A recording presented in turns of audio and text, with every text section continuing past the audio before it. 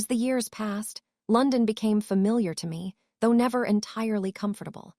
I learned its streets and habits, its moods and dangers. I learned how easily money could slip through my fingers and how quickly habits formed when consequences felt distant. I lived not extravagantly, but carelessly, assuming that my fortune would continue as it always had. Herbert and I dreamed often of the future, speaking of success as if it were guaranteed simply by wishing for it.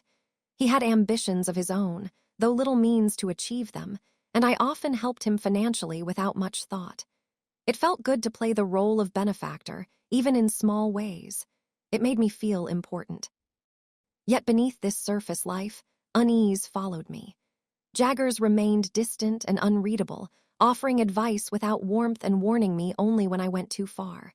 He never spoke of my benefactor, and over time, I stopped wondering too deeply. I preferred the mystery to the truth, because the truth might shatter the story I had built for myself. That story began to crack one stormy night when a stranger appeared at my door. I barely recognized him at first. He was older, broader, his face weathered and marked by hardship. Yet when he spoke my name, a memory rose sharply in my mind. The marshes, the chains, the stolen food, the file cutting into iron. It was the man I had helped as a child. He told me he was my benefactor. The revelation stunned me. Everything I had believed collapsed in an instant. My expectations had not come from Miss Havisham, nor from some hidden plan of refinement and romance.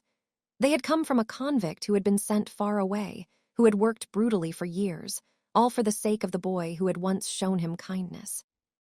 My first response was horror. I was ashamed of my reaction even as I felt it. The life I had built, the image I held of myself, felt suddenly tainted. I had wanted my rise to mean something elegant, something noble. Instead, it was rooted in suffering and crime. He, however, was proud. Proud of me, proud of what he had given me. He spoke with warmth and gratitude that cut deeper than any accusation could have. I realized then how far I had drifted from the boy in the marshes. Danger followed his return. He was a wanted man, and helping him placed me at risk. Yet despite my fear, something stronger took hold, loyalty and responsibility. I had benefited from his sacrifice. I could not abandon him now. Together with Herbert, I planned his escape. Every step was heavy with tension. I lived in constant fear of discovery, knowing that one mistake could destroy us all. During this time, I saw Estella again. She was trapped in a cold, unhappy marriage, her beauty unchanged but her spirit hardened. When she spoke of her suffering, I understood at last what Miss Havisham had done to her, how cruelty had been mistaken for strength and manipulation for love. Miss Havisham herself, when I confronted her, seemed broken and remorseful. She begged for forgiveness, and I gave it, not because she deserved it fully, but because holding on to anger no longer served me. The escape failed. The man who had given me everything was captured, gravely injured. Before he died, I told him the truth, that his effort had not been wasted, that he had made me better than I once was. It was the least I could offer. With his death, my fortune vanished. I was left with debts, illness, and the wreckage of the life I had taken for granted. Yet for the first time, I felt honest. Joe came to me then, caring for me as he always had, asking nothing in return. His kindness, once invisible to me, now shone brighter than any wealth I had known. I returned at last to the forge, not as a failure, but as someone who understood what truly mattered. I had lost my expectations, but in doing so, I had gained myself. And that, I learned, was the greatest transformation of all. Recovery was slow, both in body and in spirit. When the fever finally loosened its grip on me, I woke to a quieter world, one stripped of illusion. The debts remained, pressing and unavoidable, but they no longer terrified me as they once would have.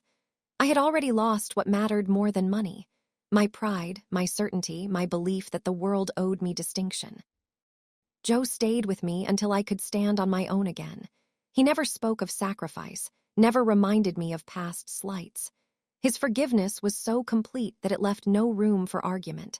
When he returned to the forge, I felt his absence more sharply than I had ever felt loneliness in London. I worked to settle my debts, selling what little I had left, learning restraint through necessity rather than choice. Herbert, ever loyal, stood by me despite his own struggles. Together, we found modest employment, honest work that paid little but demanded effort. For the first time since my childhood, each coin felt earned. Years passed in this quieter way. I left England for a time, working abroad, learning patience and humility in equal measure. Without the constant pressure of expectation, I found space to reflect. I thought often of the marshes, of the boy I had been, and of the man who had believed in me when no one else had reason to. When I eventually returned, the world felt smaller but clearer. I visited the old house where Miss Havisham had lived. It was no longer frozen in darkness. The ruins stood open to the light, and in that openness, I felt a strange peace. Her influence over my life had faded at last. And then, one day, I saw Estella again. Time had softened her. The sharpness remained, but it no longer cut. Loss had taught her what privilege never could. We spoke not as dream and dreamer, but as two people shaped by regret and endurance. There were no promises, no declarations, only understanding. What followed was not a grand reunion, but something quieter and more enduring. We walked forward without illusions, aware of each other's flaws, no longer seeking transformation through one another. Looking back now, I see my life not as a rise and fall, but as a long correction. I had mistaken wealth for worth, refinement for goodness, and desire for destiny. The world taught me otherwise, not gently, but honestly. If I gained anything from my great expectations, it was this: the knowledge that becoming better is not about becoming more admired, but more aware. And awareness, once earned, is a fortune that cannot be taken away.